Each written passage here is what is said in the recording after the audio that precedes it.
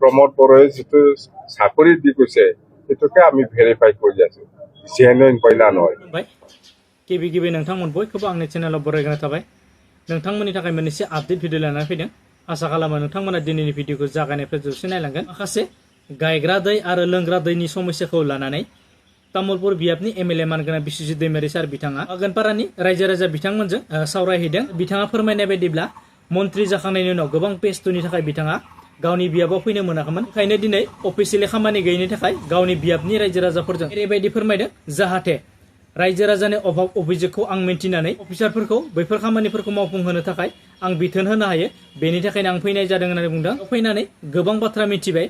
रायजो राजानि जेंनाफोरखौ माखौ मावग्रोनांगौ माखौ लाग्रोनांगौ बेफोर गासैखौबो आंनो सुबुरुन होदों होननानै बुंदों गभर्नमेन्टनि अफिसारफोरा थाबैनो एस्टिमेट खालामनानै होयोब्ला बैफोर खामानिखौ थाबैनो मावफुंलांनो हागोन होननानै फोरमायदों समस्यायाव जेरै फैयो बेबायदि फैदों एमएलए जाखांनानै आं खेबसेल' फैदोंमोन बागानपारायाव बे मा होनो माखासे दैनि जेंना गायग्रा दै आरो लोंग्रा दै बेखौ नायनो फैदोंमोन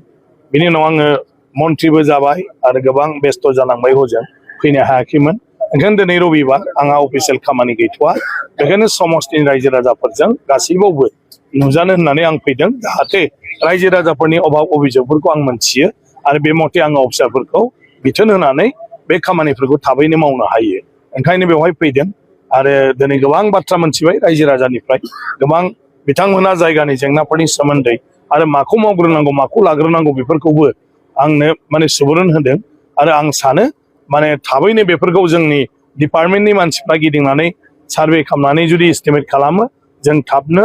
बे खामानिफोरखौ मावनो हागोन गतिके आङो साख्रि दिसे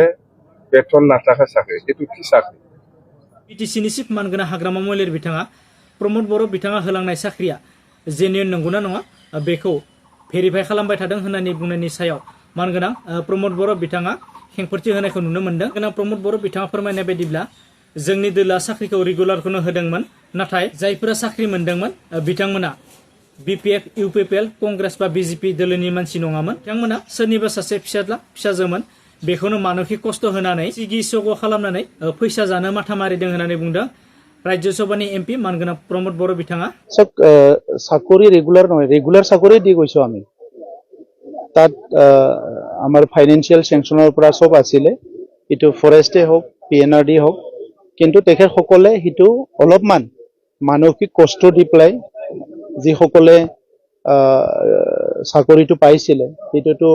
কিবা ইউপিপিএল বিপিএফ বা বিজেপি বা কোনোবা কংগ্ৰেছবোৰে নাছিলে এই কাৰোবাৰ সন্তান আছিলে কাৰোবাৰ ল'ৰা আছিলে তেখেতে চিষ্টেমত মানে ইণ্টাৰভিউ দি চাকৰিবিলাক পাইছিলে কিন্তু এতিয়া শুনিবলৈ পাই দুখ লাগিছে যে সি সকলক মানে অলপমান ভয় ভীত কৰাই পেলাই অলপ টকা পইচা খোৱাৰ মাথা মাৰি আছে दिनै আপডেट भिडिअ बेखिनियानोमोन